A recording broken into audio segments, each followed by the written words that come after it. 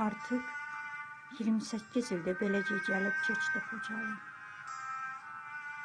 Səninlə bağlı bütün arzularım gerçək olaydı kaş. Sənin işğaldan azad olmaq xəbərini eşidəydim.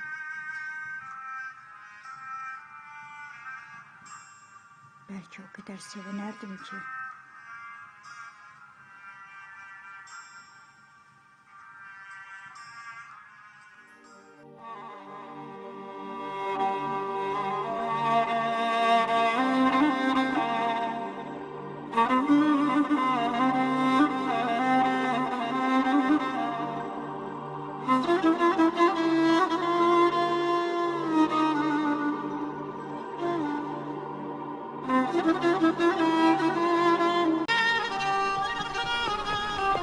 İşğaldan azad oldu.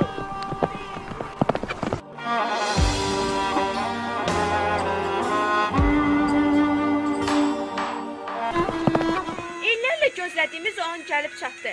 Erməni təcavüzünə məruz qalmış Xocalımız güclü ordumuz tərəfindən işğaldan azad oldu. Bu uğuru, bu sevinci hər kəsi ilə paylaşmaq istəyirəm. Yaşasın Azərbaycan ordusu. Nənə, nənə!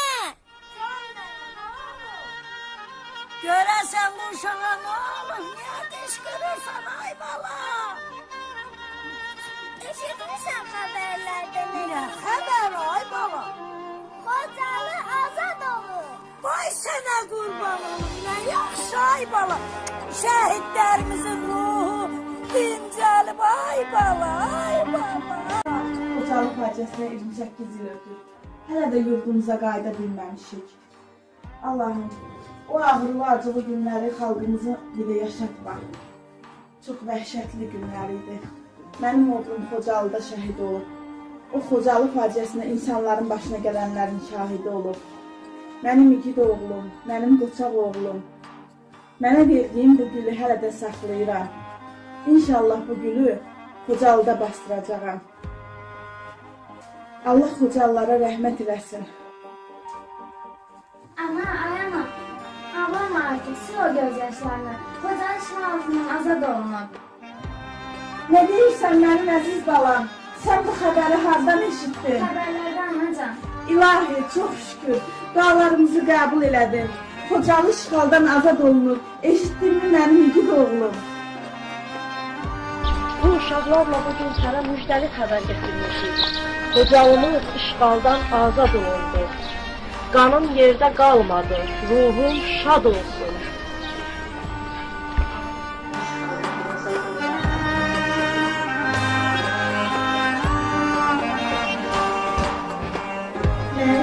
Nə oldu? Heç Xocalını fikirləşmədim. Fikirləməyin, onsuz da igid əsgərlərimiz tezliklə Xocalını işğaldan azad edəcək.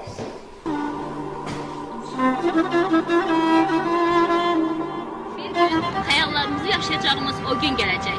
Prezidentimiz, Ali Baş Komandan İlham Əliyevin sayəsində bu bayraq Xocalıda qalacaq.